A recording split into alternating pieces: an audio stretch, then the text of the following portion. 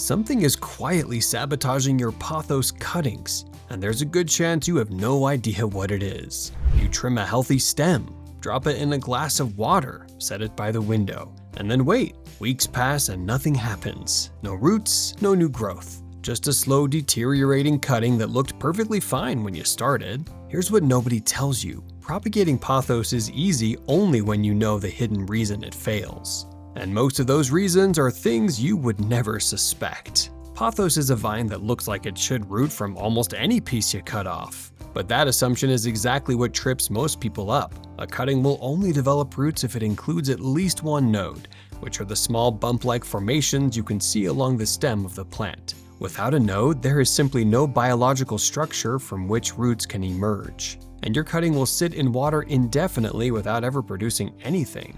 Always take cuttings that are 4 to 6 inches long, with at least 2 to 4 leaves and a couple of nodes. Remove the lower leaves before placing it in water, and always use sterilized scissors to avoid introducing infection from the very first cut. Here's something most beginner propagators do not realize. Pothos cuttings are exact genetic copies of the plant they came from, which means a sick mother plant produces sick cuttings. If the plant you are cutting from is already dealing with disease, pests, or root rot, those problems transfer directly into every cutting you take from it, making rooting nearly impossible.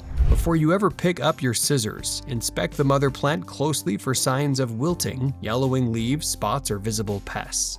The rule is simple.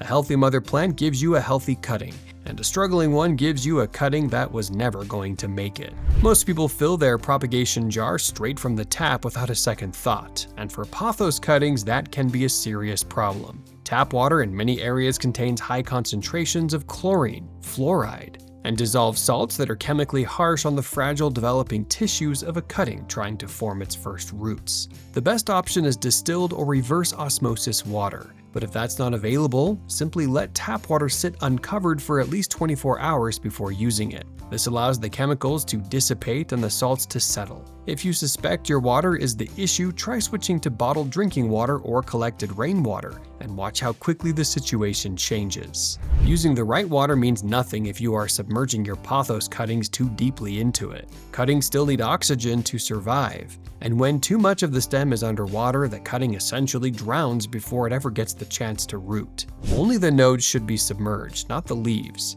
and not the entire lower half of the stem. Use tape, clips, or a small support grid to hold the cutting upright at the correct depth, and always use water at room temperature or slightly lukewarm, because cold water shocks the developing tissue and halts root formation entirely. This is the silent killer that most people never think to blame, and it destroys more pothos cuttings than almost anything else on this list. When water sits unchanged for long periods, anaerobic bacteria begin to multiply, feeding on organic matter in the water and releasing toxic byproducts that poison the cutting from below. The fix is straightforward but requires consistency. Change the water every 3 to 4 days, or sooner if it turns cloudy or develops any kind of smell. Use a transparent glass or plastic container so you can monitor water clarity easily, and rinse the container with mild soap each time you refill it to reduce bacteria buildup before it starts. It is tempting to fill a single jar with as many pothos cuttings as possible to maximize your results, but that logic works against you in propagation. Too many cuttings crammed into one container rapidly deplete the oxygen in the water, and low oxygen levels create the exact conditions that encourage rot and prevent roots from forming. Match the number of cuttings to the size of your container. A large vase can comfortably support 4 to 6 cuttings, while a small bowl should hold no more than 2 to 3. Leave visible space between each cutting so that every stem has access to adequate light, airflow, and oxygenated water. Many people tuck their pothos cuttings away in a dim corner thinking they need warmth more than light, but sunlight is just as essential for cuttings as it is for mature plants. The leaves on the cutting perform photosynthesis, converting light into the energy the stem needs to trigger root development. And without enough light, the process simply does not happen efficiently enough. Aim for 4 to 6 hours of bright indirect light each day. Position near a window where light is strong but never harsh.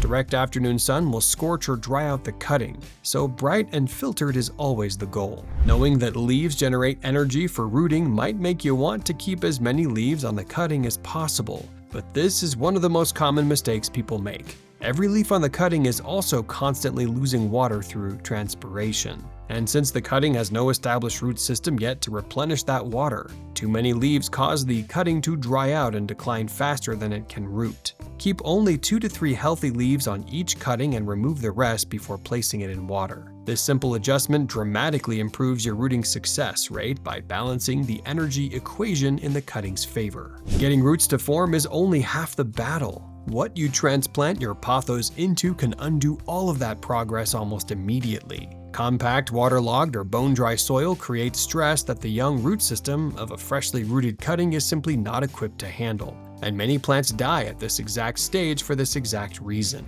Use a well-draining mix made from regular potting soil, perlite, and coco peat in a 2:1:1 ratio. Keep it lightly moist and do not panic if the plant drops slightly after transplanting. That is normal transplant shock and it passes. Keep it out of direct sun while it adjusts, and give it the quiet, stable conditions it needs to establish itself properly. Pothos cuttings naturally take anywhere from 2 to 6 weeks to root, and the number one thing that extends that timeline is the grower interfering too much during the process. Constantly pulling the cutting out to check for roots, moving it to different spots, changing the water too often, or trying to add fertilizer to speed things up all introduce stress at the most vulnerable stage of the plant's development. Let the cutting settle, maintain consistent conditions, and resist the urge to intervene.